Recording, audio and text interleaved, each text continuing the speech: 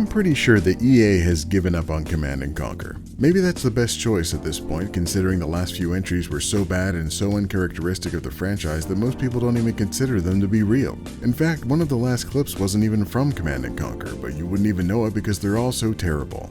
And while the real-time strategy genre is still clinging to life in a handful of current and upcoming games, few have adopted that alternate reality, semi-modern, and mildly cheesy sci-fi aesthetic that made CNC so damn cool. At least that was the case until Slipgate Ironworks and 2B Games gave us the spiritual successor, Tempest Rising. Dive into the role of a commander of either the Global Defense Force or the Tempest Dynasty as you take your godlike position high above the battlefield to direct forces into positions often guaranteeing them a quick death without a moment of hesitation. In this alternate reality of the surprisingly ancient year of 1997, you're in a reignited global conflict taking place decades after a nuclear war that devastated parts of the world. However, from that irradiated rubble, a weird-ass plant propagated, and it turns out it's the new best way to create energy, so naturally two sides have gone to war to try to control it. Each faction takes you on an 11-mission campaign waging war against the other faction and the familiar capturing of European regions on a color-coded map for each sortie. You'll start those missions with a briefing from leadership characters, just uncanny enough that you won't notice how out of sync their voices are with the facial animations. Thankfully though, they seem to have realized how uncomfortable this made me and made it so half of the interactions come from people in masks or speaking without moving any part of their physical being at all. Now that you know what you're up against, you can head to the armory to pick out special perks that buff and boost your units, buildings, and economy with more damage, defense, and functionality that you might not even get to use until you're halfway through the campaign. Then you'll be able to move over to the Doctrine section where you'll be able to climb up 3 distinct trees that buff and boost your units, building, and economy, but in slightly different ways than you could in the armory. Once you've buffed and boosted your things, you can get a second shorter summary briefing just to make sure you know what you're doing and begin your strategic adventure in real time. As the GDF, you'll take control of an advanced military force that delivers high-tech capabilities like attack drones, high-vision scouting units, marking enemies for bonus damage, fancy laser weapons, and buildings that start instantly constructing as soon as you place them on the ground.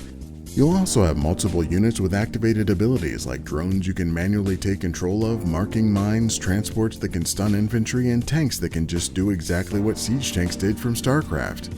Tempest Dynasty, on the other hand, is a group of indistinctly Eastern European people that rely on brute force and more traditional units with multiple flamethrowers, machine guns, rockets, cannons, and sometimes just a big-ass ball to roll over your enemies. And with those brute force capabilities come fewer activated abilities, allowing you to spend less time trying to find the right units to trigger and more time blowing shit up.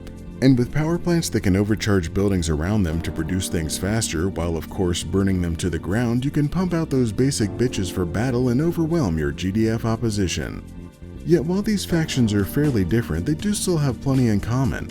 Both have story-focused campaigns with a variety of primary and secondary objectives to destroy the enemy, capture bases, protect allies, and discover the mysteries of this mysterious Tempest plant. Both also have commander-activated abilities, though GDFs are based on an intel point system earned from kills of marked units, while Tempest Dynasty just needs that cold hard cash to drop airstrikes and missiles from the sky at your discretion. And much like every other RTS in history, both factions always seem to boil down to building the best death ball of the perfect variety of units and trying to effectively maneuver it to kill the most things possible without it dying. But the best thing that Tempest Rising borrowed from its Command & Conquer counterpart is that between every mission you receive a short, slightly janky, but always rewarding cutscene of those tiny units you command doing completely unrelated activities to get you hyped up for your next mission. Tempest Rising, giving us that same great Command & Conquer flavor without sacrificing even a bit of our souls to Electronic Arts.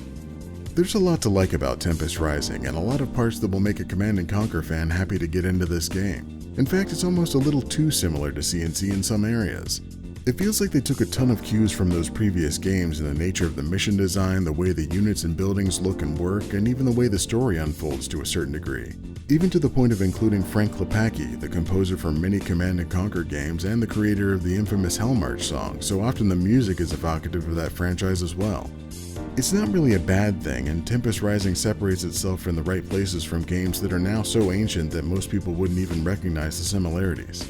Yet there are some parts that are a bit more troubling for me. I commented on the lip-syncing animations in the demo and assumed that they were just something that would be worked out by release, but it wasn't, and they can be pretty distracting. This wasn't part of the gameplay or anything, but it's right in your face with like half of the mission briefing, so it's hard to ignore.